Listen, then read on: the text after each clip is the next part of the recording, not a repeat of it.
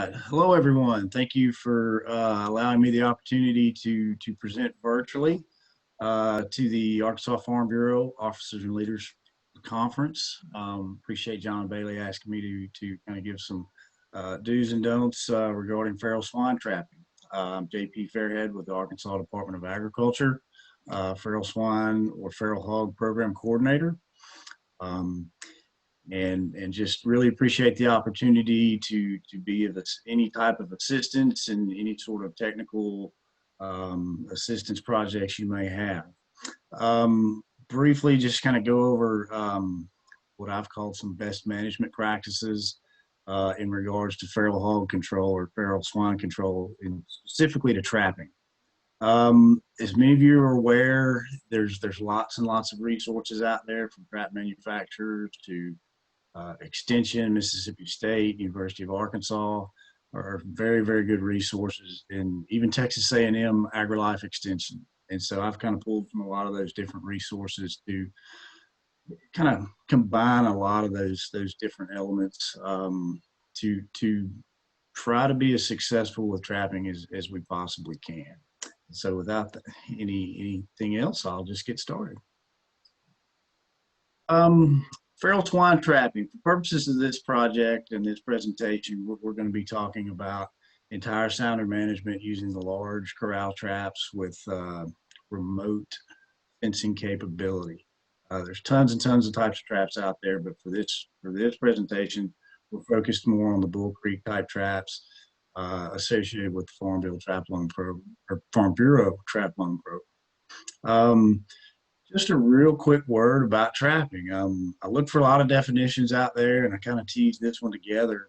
And an action or process to lure an animal into a state of confinement. Lethal or non-lethal are two of the different methods for purposes of feral hog control. We're probably talking about non-lethal, meaning you're going to capture that animal and then go back in later and remove it from the trap physically, hopefully euthanized. And so we're not perpetuating any problems there. The goal of trapping hogs would be heat sounder removal. Trapping is both a science and art.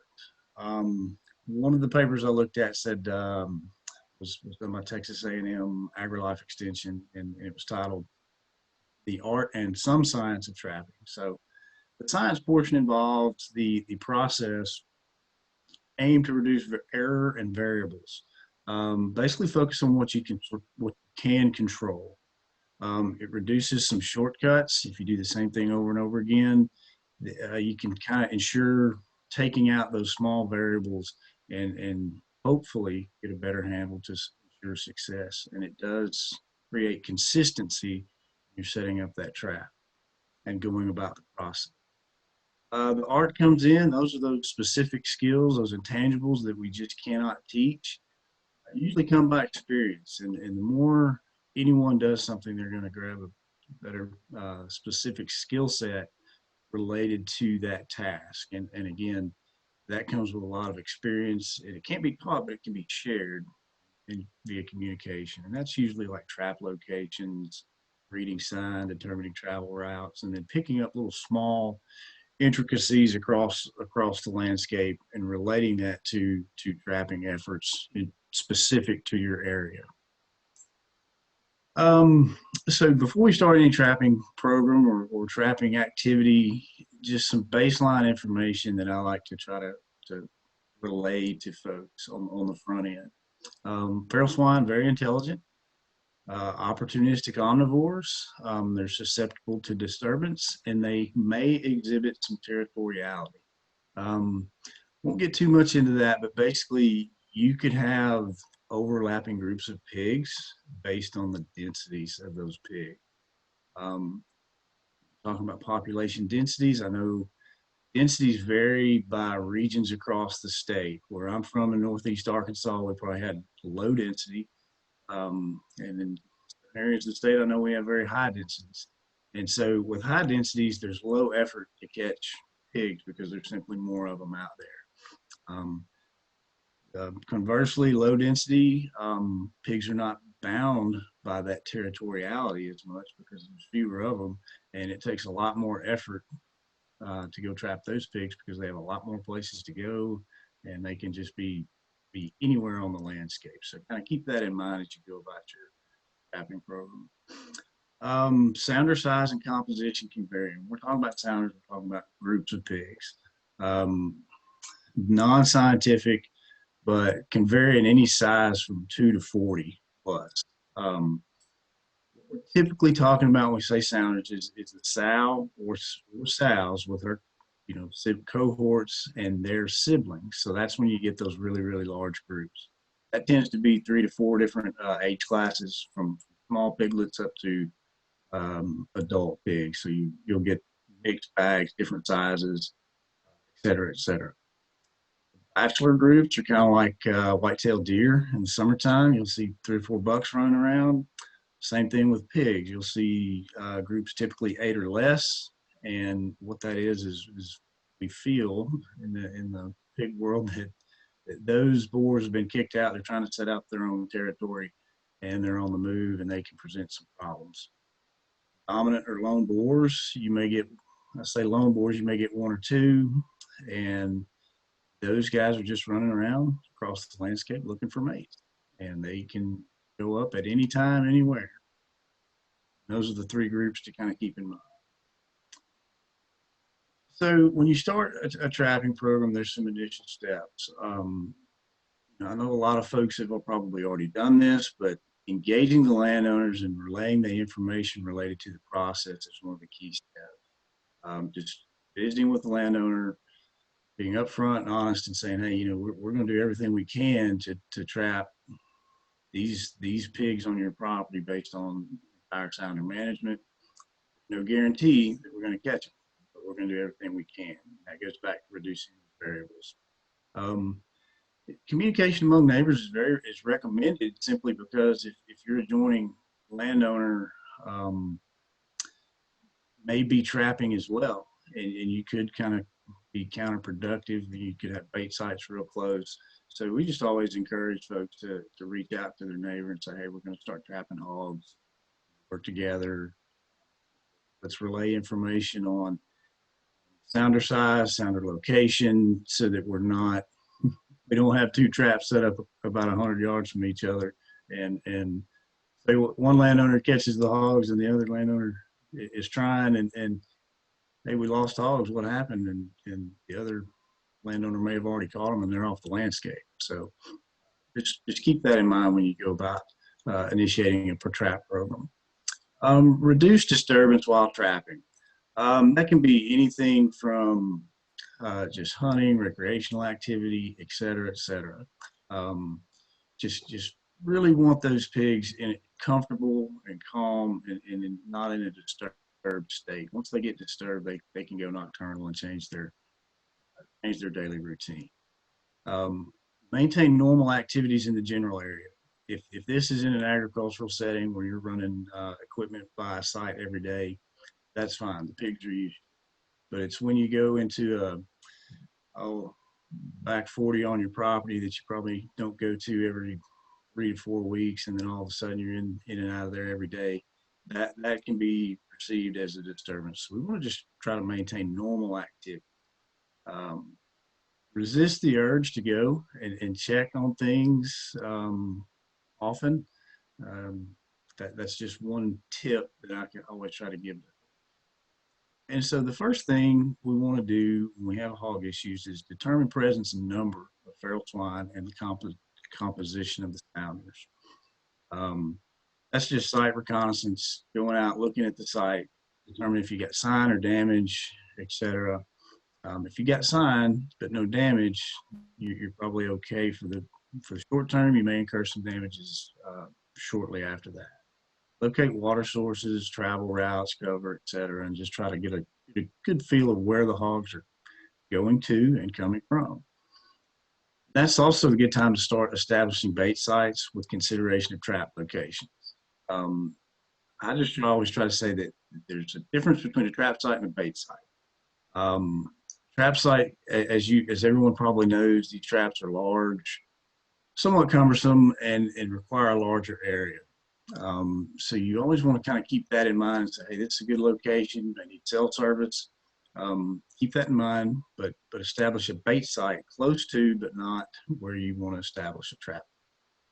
Um, we can get into that a little bit later, but I have been humbled by placing traps exactly over a bait site and hogs never to be seen again. So I always not to do that. And two, importantly, is establish the bait sites with trail cameras. Texas A&M highly recommends that you do not do any kind of baiting without the use of a trail camera. It really need to know what you're dealing with before we move forward with any additional action. Three is conditioning the hogs to bait sites rather than a trap site, and then document that consistency. Consistency, it's all relative. Some folks like 2 nights, some folks like 4+ nights, but anywhere in between that and over 4 nights of consecutive visitation of the site by feral hogs is really good consistency. At that point, you want to go to your trap site, which is different from your bait site, and introduce that trap carefully near the bait site, but not directly over it. Again, I just recall several instances where it was hot, we were tired, and we said, "Hey, let's just set the trap up over an existing bait site," and we never saw the hogs again. Automatic feeders may be an exception. I'd have to explore those case by case, but if you have an automatic feeder that's consistently being visited by hogs, probably would be okay building a trap site around that feeder. In addition to that, if you have feeders that are always visited by feral hogs, you might consider building a permanent trap site there with gaps in that trap for gates attached to that trap once hogs do coming back to that feeder site. That might be a good tip to consider. Longer conditioning time to bait site equals greater care introducing the trap. Typically, if it takes you longer than 4 or 5+ days to get those hogs back on that bait, probably a pretty good sign that you need to be real cautious moving that trap in. You can consider assembling that trap in phases or pieces. I know some folks will take the trap out and leave it on a trailer close to their bait site just so that the hogs can get used to that. That's a good tip. Placing anything foreign close to that bait site will tremendously, in general, can reduce that bait and trap conditioning. Next, we're going to move on to bait placement and trap condition. This is once the trap is set and ready to catch. This is, I like to cook barbecue on the weekends, and this is kind of equatable to the stall when you're cooking a brisket. This is the place where you're ready to go, you're all excited, and then all of a sudden everything just kind of seems to, take a time out. So we recommend stringers or trails from the bait site, the initial bait site, over to the trap and within the trap. Conditioning time will vary 1 to 30 days. Typically, you're going to see hogs hit the initial bait site and walk close to the trap, and then just what I kind of call balk at the trap. If that happens, just kind of wait it out for a day or two and reassess after about 5 to 7 days. And that typically when that happens is you're dealing with some very trap shy or wary hogs, and we just tend to bait heavy a few feet outside the trap. Remove the bait from the initial bait site, but just bait close to the trap, leading into the trap, and see what happens in that regard. The next thing is gate hesitations, when they walk right up to the gate and stop. Some of the folks have had good success placing bait directly under the gate and inside the trap, and then slowly moving that bait from the gate into the trap. That is just a good suggestion. And again, it's highly variable, but that's really the nuts and bolts of trap conditioning. It's a waiting game at that point. Some of the things you might notice is if you're set up in an open field or a pasture on a hedgerow or something like that, or a wood line, and the hogs have hit the initial bait but are not getting anywhere close to the trap, that's when you take a sack of corn and run a narrow string or just a line of bait perpendicular to those travel routes. So the theory is that they intercept that stringer of corn or bait source or whatever, find that, they see the free food, and they get closer to the trap. That has worked real well in pasture ground up in Ozarks and typically in the what I call the hills. Um, Moving on to trap events. So once you've got all that, and once the hogs are going in the trap consistently, typically want to wait. If all the hogs enter the trap the first night, absolutely match the button. Deploy the trap, catch the entire sounder. The goal is maximize catch based on camera documentation. Um, Typically, you're going to see 1 to 4 to 5 days before they all enter the trap, and once that happens, just catch them and move on. Always keep in mind that less than entire sounder removal equates to some educated hogs remaining on the landscape, which can make our work harder moving forward. You know that going ahead. Um, I know that there's always exceptions and there's always damages being incurred, and situations may not always lend to that. But just keep that in mind that if I miss 2 or 3 here, I'm going to have to deal with those guys later at some point. Then we get to removal. Euthanize and remove those hogs as quickly and quietly as possible. If there's any remaining hogs around, they're very vocal, they're very social animals, and we don't know for certain what's going on, but we just feel like that less disturbance, the less noise, the less squealing, the better for everyone. The early mornings is good, and approach slowly and quietly. A lot of times if you miss a big sow or a big boar, they're going to be close by, and if you slip in quietly, you might be able to dispatch that animal on your way in. Removal of all scat and any kind of fluids after dispatch is highly recommended. There's a lot of debate out there on hogs going in a trap once they've been caught. Some of the research suggests it's more related to the scat based on some sort of pheromones released under stress. Some folks think it's the scent of the blood, etc. I do know that you can catch in the same trap repeatedly, almost night after night, that sounder's gone. But we do recommend removing and cleaning up that bait site as best you can, that trap site. At that point, reset, rebait, and monitor for additional activity if any hogs were not caught. Again, that's just kind of, hey, we caught this group of pigs. Let's wait and see if the one we missed shows back up. Hopefully, you didn't miss any, and you never know. You may get a bonus sounder show up just all of a sudden that you didn't know was there, and hey, there you go. It's a bonus. Catch those pigs and move on as well. This portion is just tips and techniques. The steps were more the process. The cameras are so important these days of determining behavior and just all the aspects of what's going on. Higher angles, greater distances, and orientation can result in more accurate documentation of smaller hogs. Again, that's just get your camera up off the ground. If you've got a lot of vegetation, down on the sounder.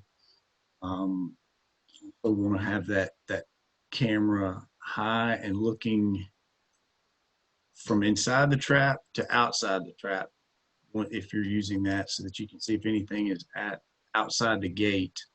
You want to wait till that last hog comes in. The field of view is very, very important, and I know a lot of guys play around with game cameras, and you can get some really neat photos and get some good angles, but typically higher, better field of view is better, so you can get a more accurate. Carefully review those photos. If you've got a lot of pictures on your lunch break, just kind of go through there, look at the body posture, body language of the hogs. I know it's hard to do with a still image.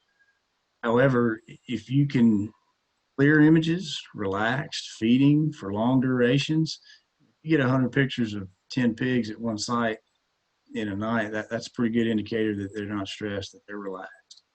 Versus short durations and blurred images. That just kind of denotes some movement there, and they're not as comfortable in that area. And another thing that it's not on here, but if you see pictures of hogs looking straight at a camera and they're never actively feeding, you see the front end or hind end, that could be representative of a lone boar that's dominating that bait site. And they're just standing over that and they're just kind of guarding it and not letting any other pigs come in. So again, head up, not ever feeding, just standing over a bait site, pretty good indicator you've got a lone boar. And just know that that could be a problem going in. Look for mixed sounders and problem hogs. When I say mixed sounders, we can get into that. Probably a topic for later discussion, but you get all three of the previously mentioned lone boars, bachelor groups, and sounders visiting the site relatively at the same time they kind of overlap. That's try to distinguish those family units and those problem hogs. If you have a bait site and you know you have 2 or 3 different sounders visiting a bait or trap site nightly, try to catch the sounder that's visiting last first. So if a group's showing up at 10 p.m., another one at 1 a.m., and another one at 4 a.m., you want to catch the one at 4 a.m. first, get rid of those, remove those hogs, and then work your way back. The theory on that is the first and second group. The later groups, the groups won't know which group's caught first, and they'll still continue to visit that location.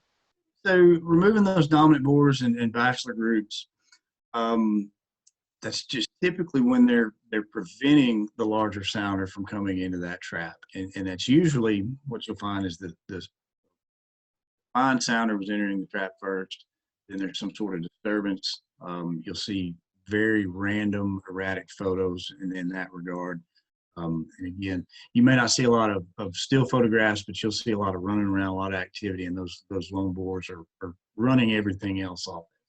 So it's always good to deal with those guys, get them out of the way, then reset and see if that sounder will come back. Don't always do, but more often than not, they do come back within a few days once those boars are removed.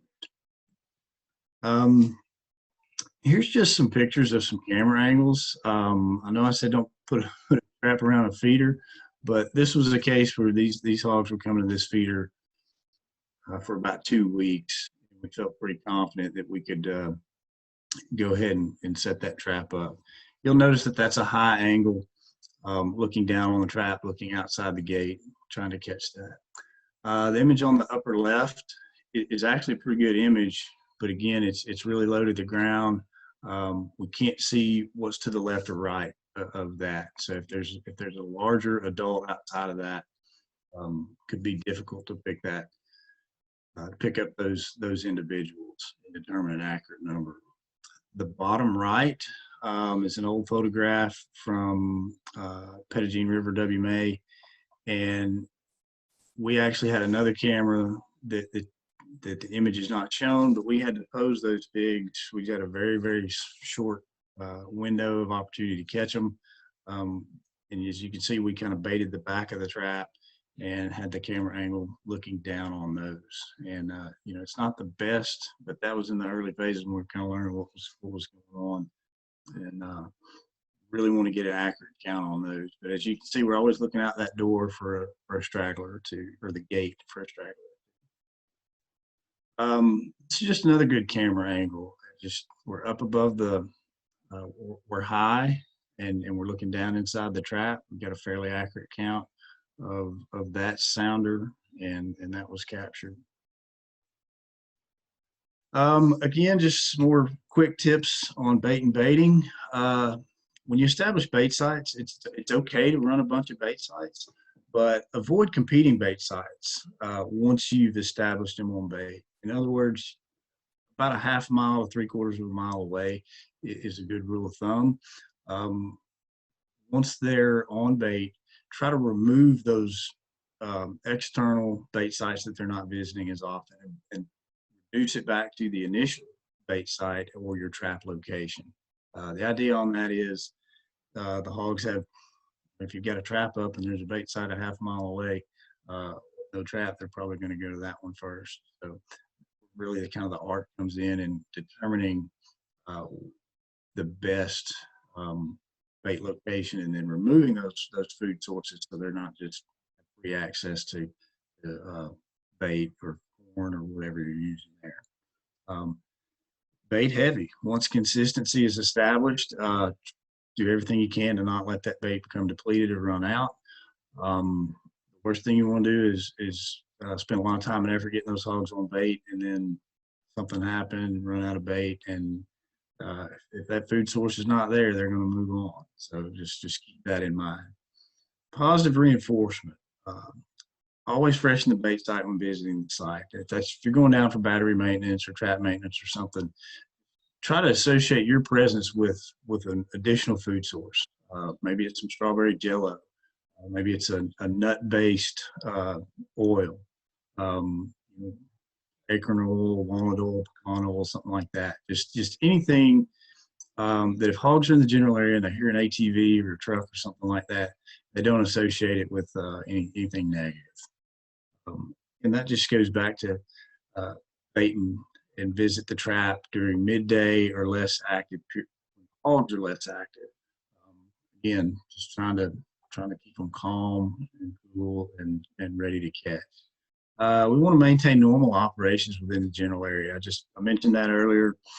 Again, if you're just in an agricultural setting with equipment going by, don't change anything, but do avoid the temptation of running down to the trap about dusk and seeing what's in there, because that's when they're active and they may spook, and that just increases your conditioning time. Traps.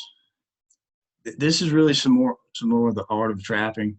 If you're having issues getting the hogs to go in, consider different multiple gate and trap configurations. Side by side, 3 wide, and a trail set.